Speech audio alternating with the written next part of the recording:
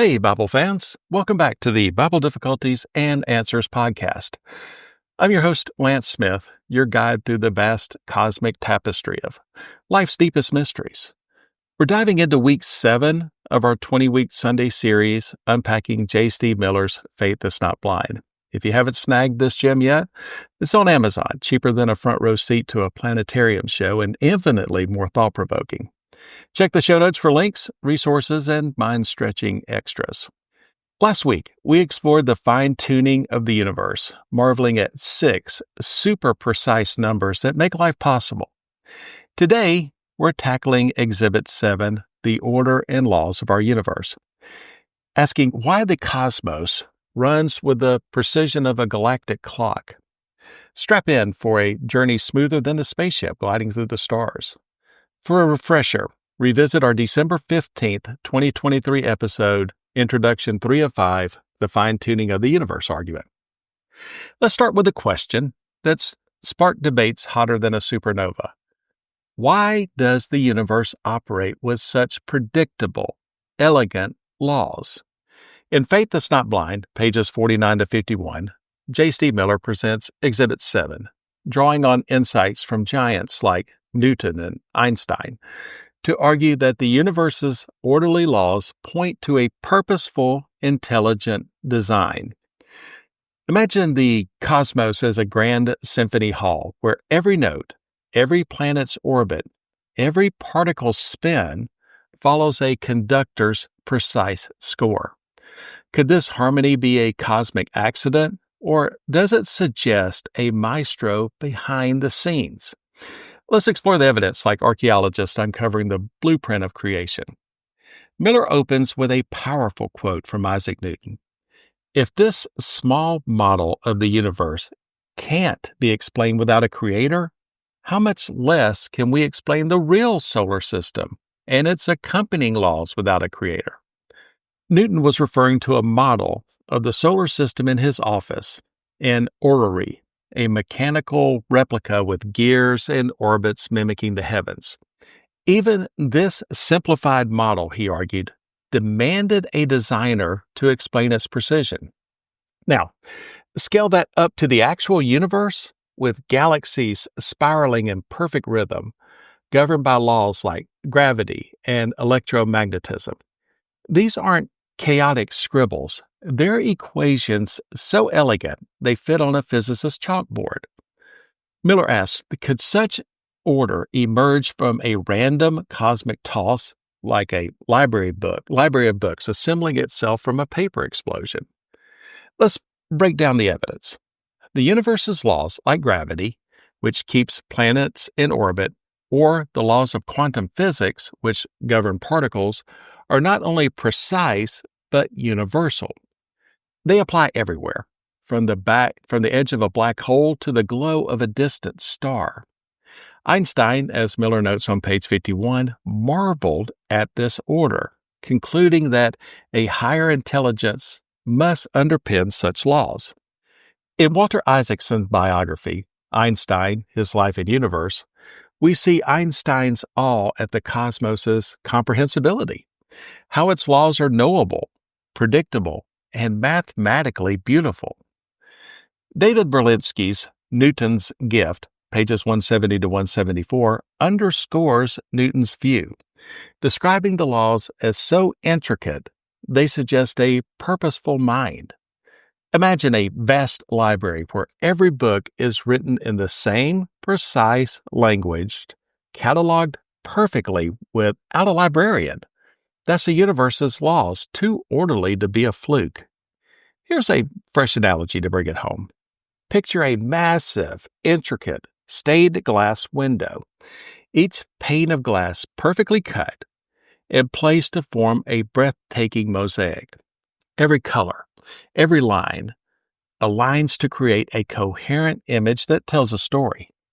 Now, imagine this masterpiece forming by chance, glass shards falling into place after a storm. That's the naturalistic view. The universe's laws just happened to align. The theistic perspective, which Miller champions, is like crediting a skilled artisan who crafted the mosaic with intention.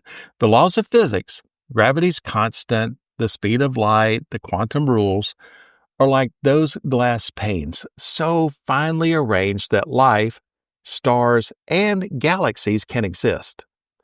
Psalm 19:1 captures it. The heavens proclaim the glory of God. The skies display his craftsmanship. It's as if the universe is a work of art signed by its creator. Skeptics might counter, couldn't these laws just be a cosmic coincidence? Miller addresses this on page 51, referencing cosmologist Alexander Vilenkin's interview. Vilenkin suggests the universe could have emerged from nothing due to quantum physics' bizarre laws. But here's the catch. Those laws themselves are something. Where did they come from? Vilenkin calls it a mystery. Naturalists might argue the laws are brute facts needing no explanation. But as Miller points out, this feels like dodging the question. It's like finding a perfectly coded software program and saying it wrote itself. The theistic view, backed by Newton and Einstein, posits a purposeful, intelligent design, an explanation that accounts for the law's existence and elegance. Let's try another analogy. Imagine stumbling upon a perfectly tuned grand piano in the middle of a forest, its keys producing a symphony with every touch. Would you assume the wind and rain somehow crafted and tuned it? Or would you infer a master craftsman? The universe's laws are like that piano, producing a cosmic melody with precision across billions of years. The naturalistic explanation, random chance, requires believing nature sculpted a Steinway. The theistic explanation, supported by Miller's sources, suggests a purposeful design, like a craftsman tuning the cosmos with care. Newton's arguments about his office model resonates here. Even a simplified replica demands a creator, let alone the real universe. Has this argument ever changed minds? Indeed it has. Consider Fred Hoyle, a prominent astrophysicist initially skeptical of theism. In The Intelligence Universe from 1983, Hoyle wrote that the universe's laws seem so precisely structured that a super-intellect appeared to have, quote, monkeyed with physics, unquote. His shift toward acknowledging a purposeful design influenced by the cosmos's order shows the argument's persuasive power. Got a story about how the universe's order sparked your curiosity? Email me at BibleDifficultiesAndAnswers@gmail.com. I'd love to hear it. Skeptics might argue that positing a designer is as speculative as Vilenkin's quantum nothing. Miller tackles this on page 51. The naturalistic view leans on unexplained laws or unproven theories like the multiverse, which we discussed last week. But, unlike the multiverse, which lacks evidence, the universe's laws are observable, measurable, and universal. Theism offers a coherent explanation, weaving together arguments like the fine-tuning we covered in Episode 6 and the cosmological argument from Episode 5. It's like a puzzle coming together, piece by piece, revealing a purposeful design. Naturalism, by contrast, feels like a puzzle with missing pieces, banking on chance or untestable theories. For those hungry for more, Miller provides stellar resources on page 51. For a secular perspective, check out Alexander Vilenkin's Many Worlds in One, The Search for Other Universes. It's a deep dive into cosmology, though his multiverse ideas remain speculative. For a theistic take, David Berlinski's Newton's Gift, pages 170 to 174, explore Newton's view of the universe's laws as evidence of design, written with a wit sharper than a laser. Walter Isaacson's Einstein offers a glimpse into Einstein's belief in a higher intelligence behind the cosmic order. For rigorous scholarship, Paul Davies' The Mind of God examines the law's mathematical elegance, blending science and philosophy. These are all linked in the show notes, along with Faith is Not Blind. Grab them for a cosmic journey that's more engaging than a sci-fi blockbuster. Let's weigh the evidence like a jury in a cosmic trial. The universe's laws are precise, universal, and mathematically beautiful, governing everything from quarks to quasars.